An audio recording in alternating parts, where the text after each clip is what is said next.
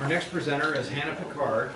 Hannah is homeschooled in the Knoxville area, and she is the daughter of Stacy and Joel Picard, and her title of her presentation is Adoptive Sports Teams for Children. Hannah.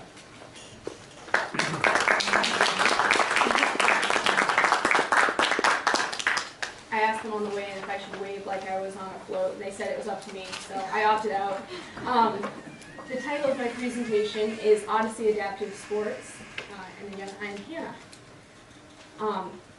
Belgium was cut off from supplies during World War I, and its people were starving. Ready to help, Herbert Hoover gave up his career as a successful engineer and dedicated himself to aiding those in need. But perhaps more notable than his efforts to save the estimated 11 million Belgians was the way that he adapted his need to meet the needs of those he was trying to serve. Excuse me. When Belgian children en masse began to show signs of disease and fatigue, he provided a hot lunch in addition to the dinner he had already been providing and added cocoa to their diets. Just like Hoover adapted his Belgian relief to better meet the needs of those he was helping, I adapted my service project, Odyssey Adaptive Sports, to better meet the needs of the individuals I was trying to serve. When I first submitted my project, I had a very specific vision in my mind of what I wanted to provide. I wanted to organize adaptive swimming and track teams for local children with physical disabilities.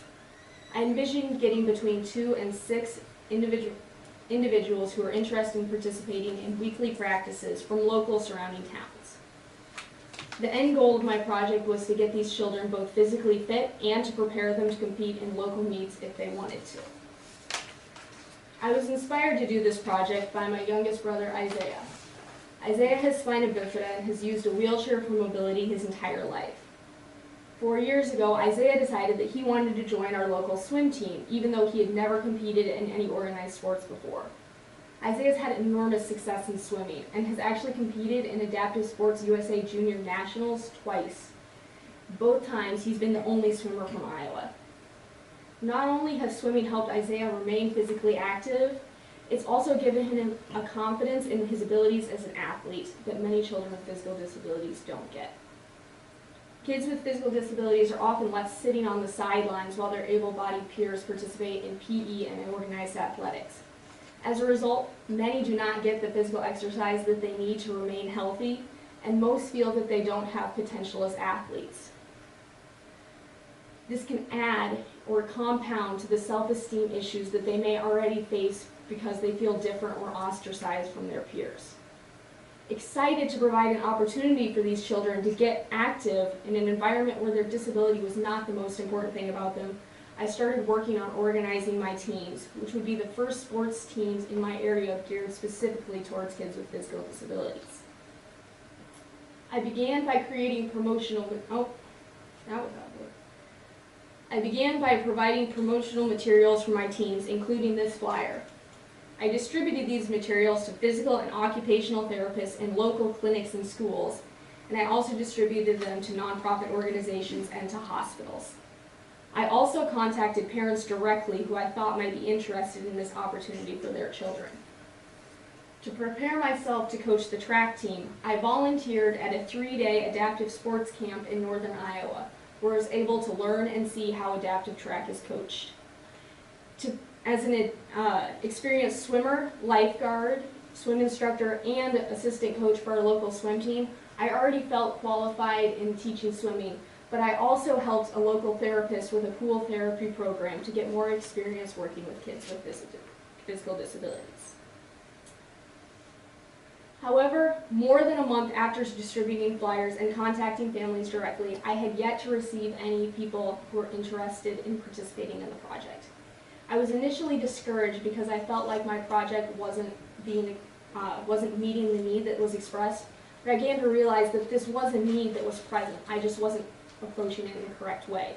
As Herbert Hoover said, wisdom consists not so much in knowing what to do in the ultimate as knowing what to do next. I decided that if my project was going to succeed, I was going to have to change the strategy that I was approaching it with. At about this time, a family from northern Iowa found out about my project and expressed interest in the idea of a swim team, but felt that they lived too far away to make the drive for regular practices. This is what gave me the idea of adapting my project from a regular practicing team to an intensive workshop for children across the state. Because I was doing a workshop, I decided that instead of focusing on 2 sports, I would want to focus on 1 exclusively.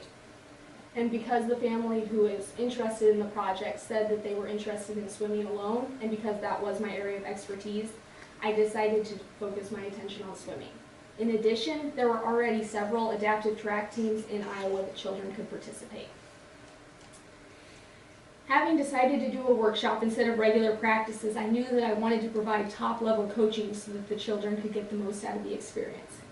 So I contacted Glenn O'Sullivan, a Paralympics coach from the Chicago area who's had more than 20 years of experience coaching adaptive swimming. He was excited about the project and eager to come and help, saying that there weren't many opportunities for children. He was glad to be of help.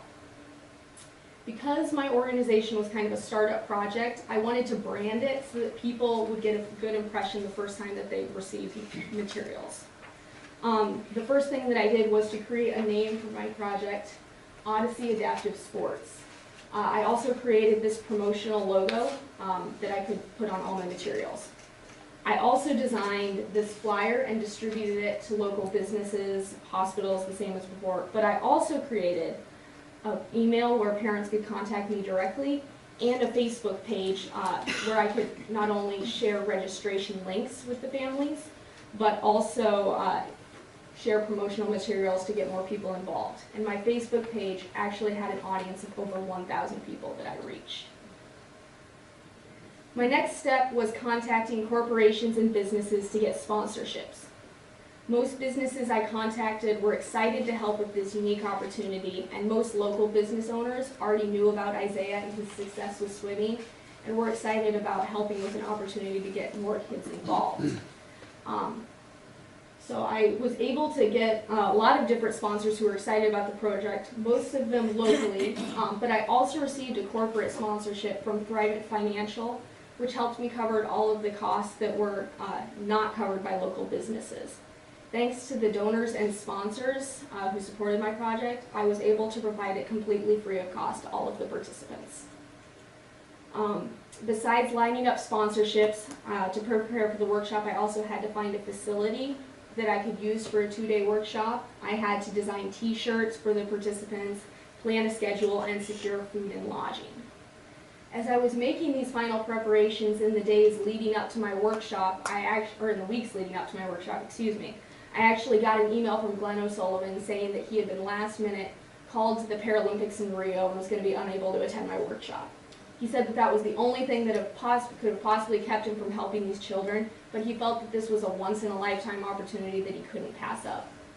I'm gonna admit it, I did panic for a little bit. I was like, oh no, my coach just left, but I contacted him and asked him if there was anyone that he knew that could come in his place.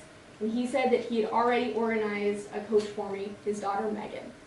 He said that Megan had been coaching adaptive swimming for almost as many years as he had, and she felt confident that she would be not only qualified, but extremely helpful to the participating children. I also decided at this point that I wanted to have a clinic for parents and coaches so that they could learn more about adaptive swimming and take that information home with them. So I organized to have a clinic where they could not only ask Megan questions about adaptive swimming pertaining to their individual athletes, but learn a little bit more about the classification system and the rules of Paralympic swimming.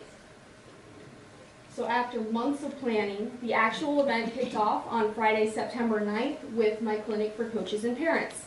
I had in all 7 adults attend who were interested in learning more about adaptive sports. Some of them were coaches, some of them were parents. The attendees were able to learn from Megan about how to help their athletes succeed in adaptive swimming. And while the adults were attending the clinic, I also had an ice cream social and a pool party for the athletes. The next day was spent providing one-on-one training to the 3 participating athletes and working on improving their swimming strokes. While I had planned extensive breaks throughout the day, it was actually pretty difficult to get them out of the pool because they were having so much fun. But we did manage to have a little bit of fun inside the pool and out. And they got to be very good friends by the end of the day. All of the swimmers improved their strokes a lot, but the highlight of the day was definitely Eli Horseman, who swam all the way across the pool for the very first time in his life.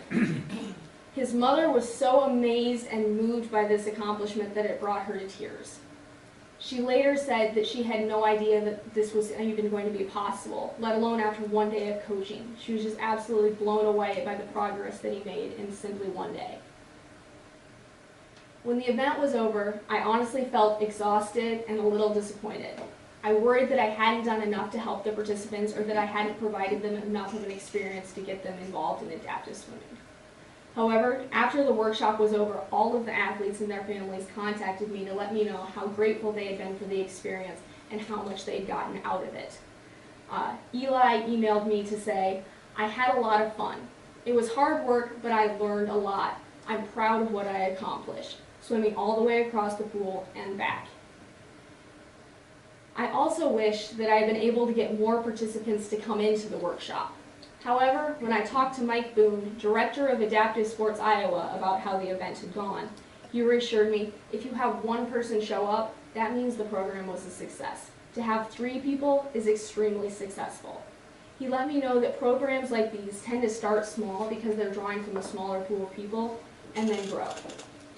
As I look back on the event now, I realized that I was able to provide an experience that these children would not have otherwise gotten, and I was able to increase their confidence both as athletes and to also give them the tools that they needed to succeed in swimming.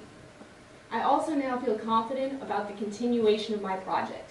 Each of my participants plans on continuing working on their swimming locally, and we're currently working with a local team to organize a satellite virtual team that they can participate in. In addition, my family and I are excited about continuing to host swimming workshops for these and more athletes. And we are excited about the possibility of bringing other athletes to the Junior Nationals to compete with my brother Isaiah. Thank you.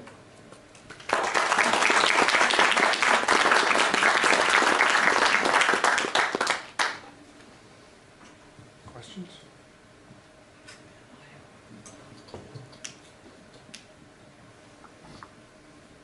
Hi, Hannah.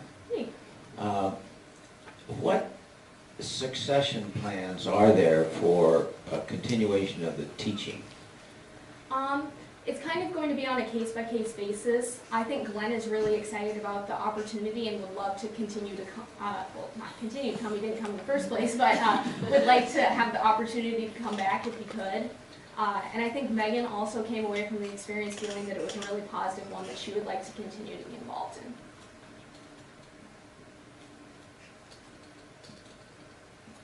Could you say a little bit more about the virtual team? What exactly do you mean by that? It sounds really interesting. It's a way to get kids at a distance involved or keeping them involved. How does that work? Kind of the idea right now is that they will be kind of satellite members of our local team and that they can kind of submit times from local events to kind of an online database so that we can kind of compare the times and see if they get qualifying times for junior nationals in certain events. And then the end goal would also be to get them to come back to Knoxville, my hometown, at least once a year to participate in a local meet so that they could get sanctioned times for these events. Might you include ways they could interact socially with the other swimmers? That would be part of it as well. We're kind of trying to not only create a network where they can submit times, but also where they can encourage each other as athletes. Okay, thank you very much. Thank you.